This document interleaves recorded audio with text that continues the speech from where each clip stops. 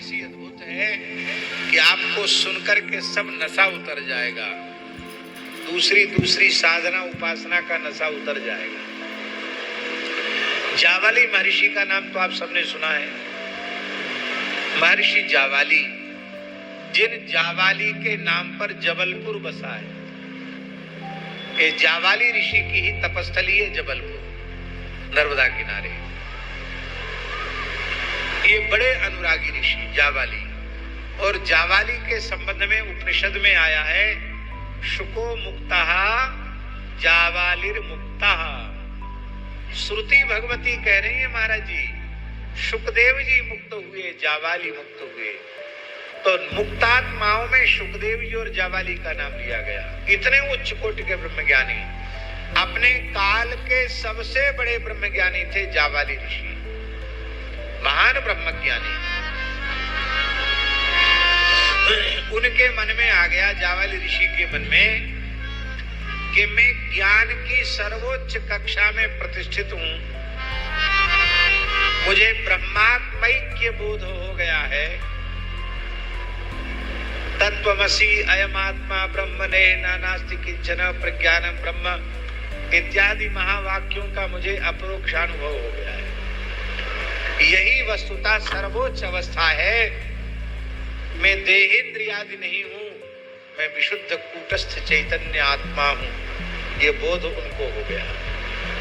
और आप ये तो बोलने की बात नहीं है महाराज जी, इस अवस्था में जो प्राप्त हो जाएगा उसकी क्या मस्ती होगी, वो कैसे होगा, वहां हम लोगों की बुद्धि पहुंच नहीं सकती। क्योंकि यतो वाचो निवर्तन्ते अप्राप्य मनसा सह, वहां मन वाणी की गति नहीं है। वो सोचते थे कि वो सबसे बढ़िया में अवस्था में प्राप्त हो। हमारे ठाकुर जी का स्वभाव जानते हो,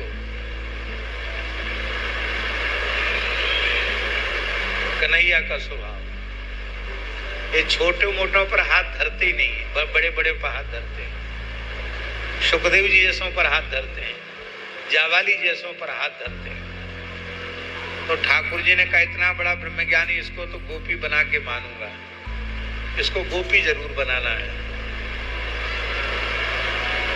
तो जावाली ऋषि विचरण करते हुए मेरु पर्वत की उपत्यका में पहुंचे। तो उन्होंने एक सुंदर सुभद्र वेदी पर कृष्ण मृगचर्म धारण किए हुए एक अतीव सुंदरी तपस्विनी को देखा, जिसकी तप कांति से संपूर्ण वन उद्भासित हो रहा था। वो समझ गए कि कोई सामान्य स्त्री नहीं है, कोई दिव्य देवी है। इतने कठोर तप में प्रवृत्त है, इसकी तप की अंग कांति से पूरा पर्वत और पूरा वन जगमगा रहा है। जावाली उस देवी के निकट पहुंचे और बोले, देवी आपका परिचय क्या है? इतनी कठोर तपस्या केवल वायु का आहार करके आप क्यों कर रही हैं? तो उस देवी ने कहा,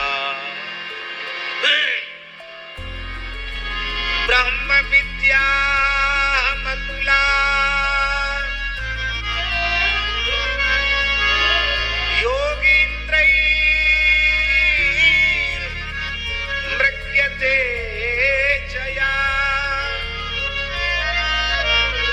साहं हरि पदाम्भोज काम्यया सुचिरम तपः। हे महर्षि जावाले, मैं मूर्तिमती ब्रह्म विद्या हूं,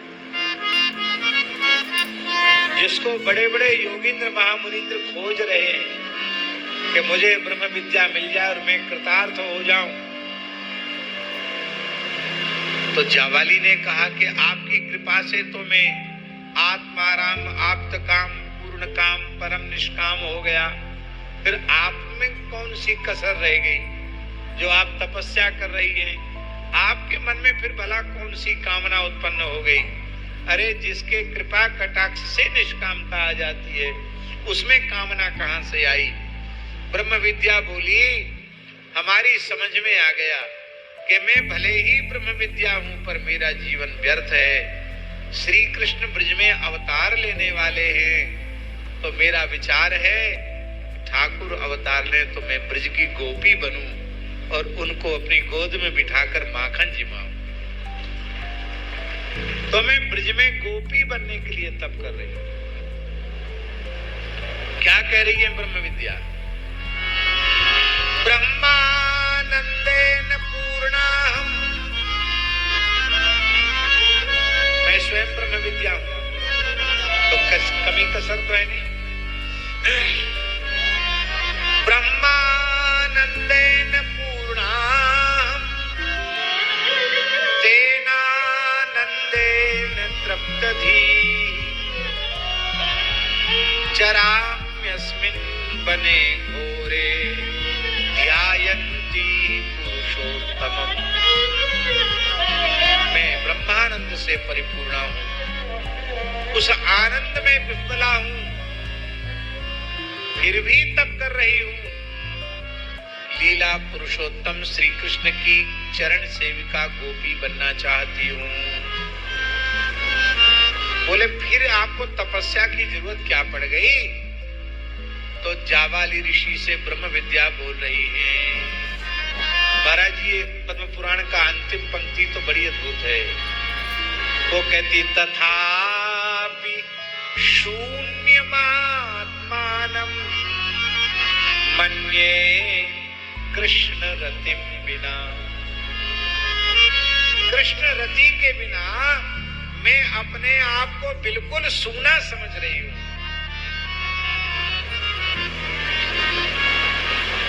जावाली ऋषि का नशा उतर गया ब्रह्म विद्या का।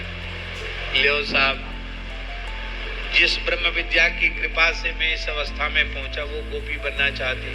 बोले तो हमें बता दो मार्ग, हम भी गोपी बनेंगे। बोले अच्छा तब ठीक है। तो ब्रह्म विद्या ने कृष्ण मंत्र का उपदेश जावाली ऋषि को किया और जावाली ऋषि ने तप किया। महाराज जी तप किया, एक पैर से खड़े होकर के तप किया। 9 कल्प तक तप किया जावाली ऋषि। कितने कल्प तक?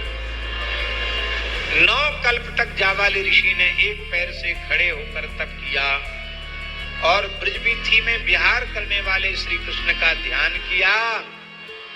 तो 9 कल्प के बाद प्रचंड नाम के गोप के घर में ब्रह्मविद वरिष्ठ महर्षि जावाली चित्रगंधा नाम की गोपी के रूप में प्रकट हुए, जिसके घर में ठाकुर जी ने माखन चोरी की। कुशध्वज नाम के ऋषि थे, वो ब्रह्मर्षि के पुत्र थे। कुशध्वज नामक ब्रह्मर्षि के पुत्र थे सुचिश्रवा और सुवर्ण देव तत्वज्ञ। उन्होंने शीर्षासन पूर्वक ह्रीं हंस मंत्र का जप करते हुए 10 वर्ष की आयु के श्री कृष्ण का ध्यान किया। तो वे भी एक कल्प की तपस्या के बाद सुधीर नाम की गोप के घर में और सुधीरा नाम की गोपी के रूप में प्रकट हुए। महाराज जी इतनी कथाएं हैं कि पुराणों को देखें तो उनका पार नहीं है। आप कहेंगे कि आप समय का भी अतिक्रमण कर दिए और कथा भी आगे बढ़ी नहीं और माखन चोरी लीला भी ज्यादा सुना नहीं पाए। समय तो सब चला गया, 7:30 हो रहे, 7 बजे तक कथा होगी। हम केवल इसलिए हमने इतना समय दिया कि इन माखन चोरी जैसी लीलाओं को आप हल्के स्तर से मत देखो। ये बड़े बड़े अमलात्मा, विमलात्मा, योगींद्र, महामुनिंद्र, परमहंस, महात्मा गोपी बने हैं ब्रज में, जिनके घर में ये लीलाएं हो रही हैं। पर ठाकुर जी ने सोचा कि माखन चोरी लीला हमको गोपियों के घरों में जा जा करके करनी है, तो इन रसमयी लीलाओं को गोपियां नंद महल में आकर मेरी मैया यशोदा को सुनावेंगी। तो मैया यशोदा व्याकुल होगी कि हम लाला की इन लीलाओं को दर्शन नहीं कर पाए। तो माखन चोरी लीला गोपियों के घरों में बाद में करेंगे, पहले अपने घर में माखन चोरी करेंगे। इसलिए माखन चोरी लीला का श्री गणेश नंद महल से। दूसरा भाव ठाकुर जी का ये है कि घर में पक्को होए के बाहर चोरू जाए। चोरी का काम बड़ा कठिन काम है महाराज। पहले घर में पक्के हो जाओ तब बाहर चोरी कर पाओगे। और ये भगवान की कैसी विचित्र बाल लीला है। हमें पक्का विश्वास है कि जितने लोग यहाँ बैठे हैं उनमें एक भी कोई ऐसा नहीं होगा जिसने बचपन में कोई न कोई चोरी न की हो।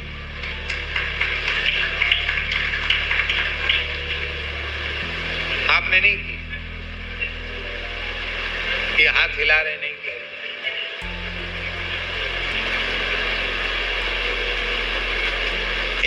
एक कहानी है संस्कृत की, शास्त्री जी कि चोर पकड़े गए राजा के यहाँ, सबको सूली पर चढ़ाने की सजा सुनाई गई। 3 चोरों को फांसी हो गई। चौथा चोर, उससे पूछा गया तुम्हारी अंतिम इच्छा। उसने कहा हजूर हमारे साथ ही हमारी विद्या चली जाएगी, हमको सोने की खेती करना आता है। अच्छा, ये तो बहुत अच्छी बात है, खजाना कभी खाली नहीं होगा, सोने की खेती हो जाएगी। तो बोले फिर तुम चोरी क्यों करते जब सोने की खेती करना आता है? बोले यही तो बात है, हम चोर हैं, हमारे में पात्रता नहीं है, हम दूसरे को सिखा सकते हैं विद्या। तो राजा ने कहा कि ठीक है, किसी सुपात्र को सिखा दो, फिर फांसी पर चढ़ जाओ। तो अब वो बच गया। उसने पूरा नाटक किया, खेत हल लगवाया, खेत जुतवाया, छोटे छोटे गोल गोल सोने के दाने बनवाए बीज बोने के लिए। सारी खेती की तैयारी हो गई। तब उसने कहा कि अब बो। बोले बो, आप बो ना। बोले मैं नहीं बो सकता, क्योंकि जिसने चोरी की है उसके हाथ से बोने पर बीज उगेंगे ही नहीं, अंकुरण नहीं।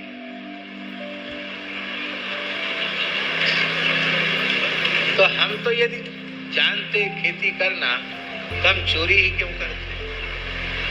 तो आप तो बड़े धर्मात्मा हैं, न्याय प्रिय हैं, आपके यहाँ तो बहुत से लोग हैं उन्होंने चोरी नहीं की होगी, उनसे बुवा दीजिए और अब मंत्र हम उनके कान में सुना देंगे, बस सोने की खेती होने लग जाएगी। अब वहां सब दरबार में बैठे हुए लोग सन्न रह गए, कोई नहीं तैयार हुआ। बीज क्यों? मान लो बीज बोया और उगा नहीं तो हम फांसी पर हम चढ़ाए जाएंगे, कहेंगे तुमने चोरी की इसलिए तो नहीं हुआ।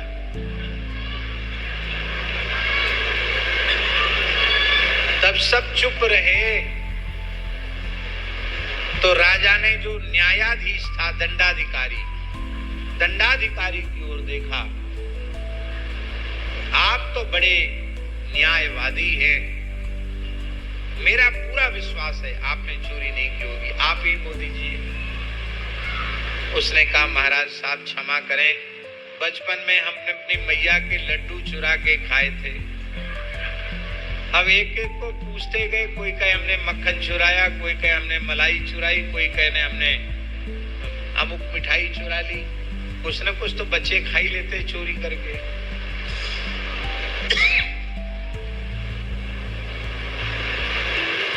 और वैसे खाने में उतना रस नहीं आता, चोरी करके खाने में रस ज्यादा आता। हाँ, ये सबका अनुभव है, जिसने बचपन में चुरा के खाया होगा उसका अनुभव। तो कोई तैयार नहीं हुआ। अंत में चोर ने कहा महाराज क्षमा करें, आपके यहाँ लोग बहुत ईमानदार सच्चे लोग हैं, किसी ने किसी तरह की चोरी सबने स्वीकार कर ली। आप तो भगवान हैं, राजा तो भगवान का स्वरूप होता है, आपने चोरी बिल्कुल नहीं की होगी। अब हम आपको ये मंत्र सुना देते हैं, आप अपने हाथ से बोल दीजिए। राजा बोला, भैया बात ऐसी है, हमने भी बचपन में अपनी मैया की मलाई और पेड़ा चुरा के, मलाई में पेड़ा मिला के खा लिए थे। तो वो बोले, वो तो चोरी है, चाहे पेड़ा की करो चाहे सोना चांदी की करो, चोरी तो चोरी है। तो आप भी नहीं, तब फिर क्या होगा? तब चोर ने कहा, यदि सर्वे चौराहा,